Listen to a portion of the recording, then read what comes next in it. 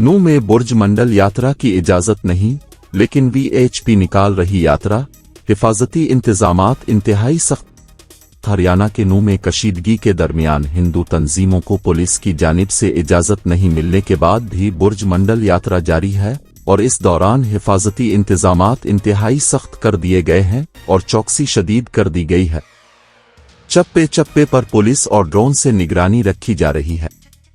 बता दें कि इस बुर्ज मंडल यात्रा के लिए सिर्फ 51 लोगों को यात्रा निकालने की इजाजत मिली है। इस 51 लोगों में उशो हिंदू परिषद वीएचपी के एलोक कुमार भी शामिल हैं। पुलिस की सख्त सिक्योरिटी के बीच यात्रा जारी है।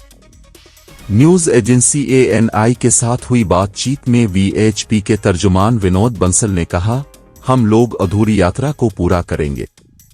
समाज के साथ उशो हिंदू परिषद खड़ा है। उन्होंने कहा कि आज सावन महीने का आखिरी पीर है, साधुओं के आशीर्वाद से हम जल अभिषेक कर रहे हैं। उन्होंने मजीद कहा, आज हमारे लीडर अलविक कुमार नलहर मंदिर पहुंचने वाले हैं और वहां जल अभिषेक करेंगे। हिंदू समाज के नुमाइंदे उनके साथ होंगे। हुकूमत और G20 की तैयारियों की मुश्किलात को ध्यान में रखते हुए हमने यात्रा को अलामती तौर पर पूरा करने का फैसला लिया। नलहर महादेव मंदिर माननीय कार्याध्यक्ष जी पहुँचने वाले हैं और वहाँ वो जलाभिषेक करेंगे। इसके बाद उसके साथ में सर्व हिंदू समाज के जो बड़े बड़े प्रतिनिधि हैं, वहाँ के जो मेवात की पंचायत के लोग हैं, वो सब उनके साथ रहेंगे और समाज के साथ बेसिकली विश्व हिंदू परिषद खड़ा है।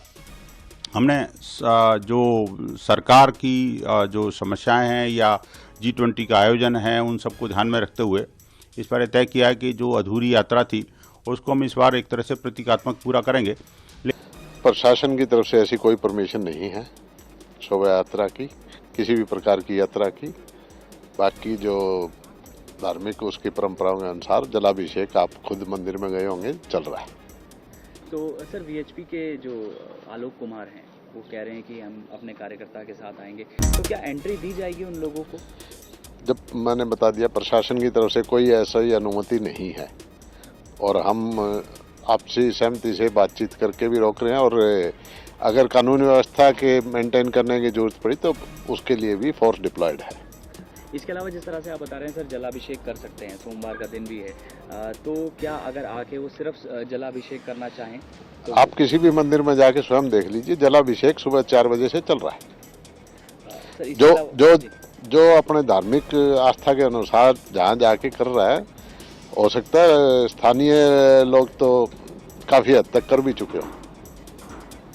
इसके अलावा सर ये भी देखा जा रहा है कि नू के जो जितने भी बॉर्डर्स हैं, सिर्फ नू में जो रहते हैं लोग उन्हीं को एंट्री दी जा रही है, बाहर किसी को एंट्री नहीं दी जा रही। स्थानीय प्रशासन ने जो है 144 लगा रखी है और शांति व्यवस्था बनाए रखने के लिए जो भी प्रबंध करने पड़ेंगे वो कर रहे हैं।